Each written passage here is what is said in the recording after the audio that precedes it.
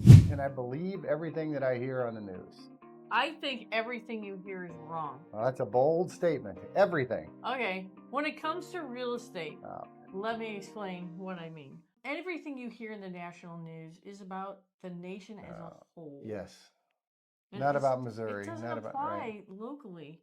You've got to get into your local stats. Do not create a mindset based on national news. We're kind of insulated a bit in the Midwest.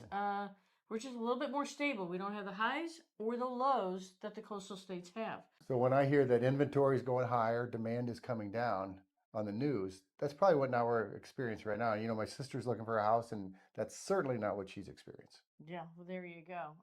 National news is like, hey, house prices are coming down. The average price nationally is coming down. When you really look into it, it's because a lot of homes in the South have come on that are lower prices. So if you look at the average price per square foot throughout the country, that's up. Builders are starting to build smaller homes. Yes, yeah. And sell them for the same price. Right, shrinkflation. Yes, shrinkflation. That's yes, a it's great happening way in the to housing. say it. And so housing actually is going up when they report the average sale price is going down. You can't believe what you hear on the national news. So housing and potato chips. Housing. Both dealing with shrinkflation.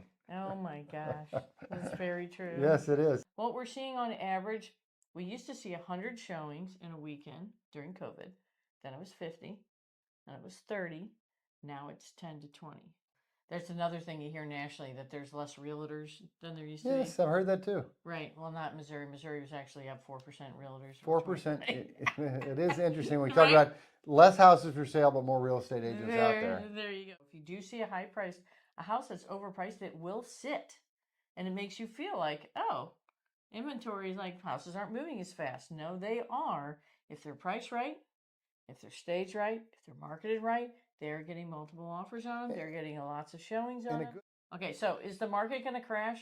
We really are in a different time because of our low inventory. Not only is it the inventory is low, but we've also went through a big change in mortgage underwriting. The mortgages that people have now have been extremely vetted. Okay, they've been underwritten on a whole nother level. Plus, people have a lot of equity in their house. Oh so my gosh, the equity people have in their houses right now. We're not seeing the foreclosures that we did back then. So market crash, not really, because the inventory of the homes that just did not get built over the last 14 years just can't appear. Is everything you hear about mortgage rates true?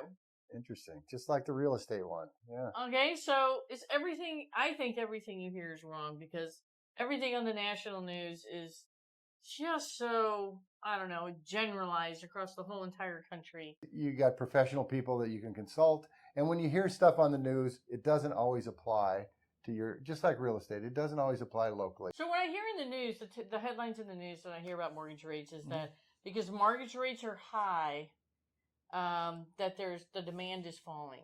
So demand for housing. Yeah, demand for housing. So weren't you just telling me just like May was like a really great month? My best month that I've had in 2 years. Yeah. So and that's another thing. There's still people out there buying houses.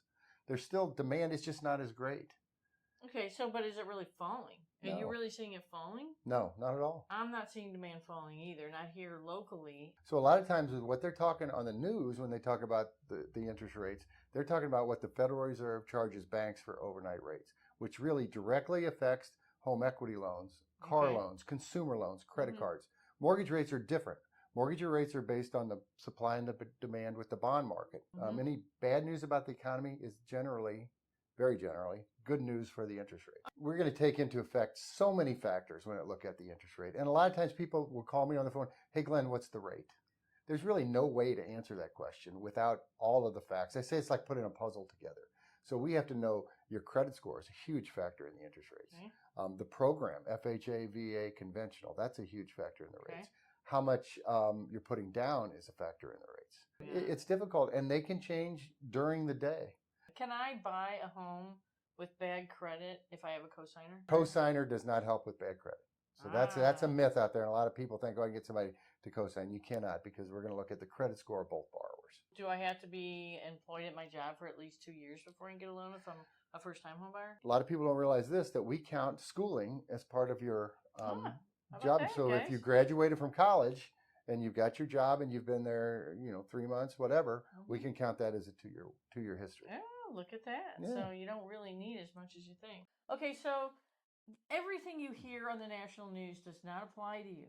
Please do not form your opinions about whether you can move, whether it's the right time to move. If you do wait for rates to come down, that's another one, right?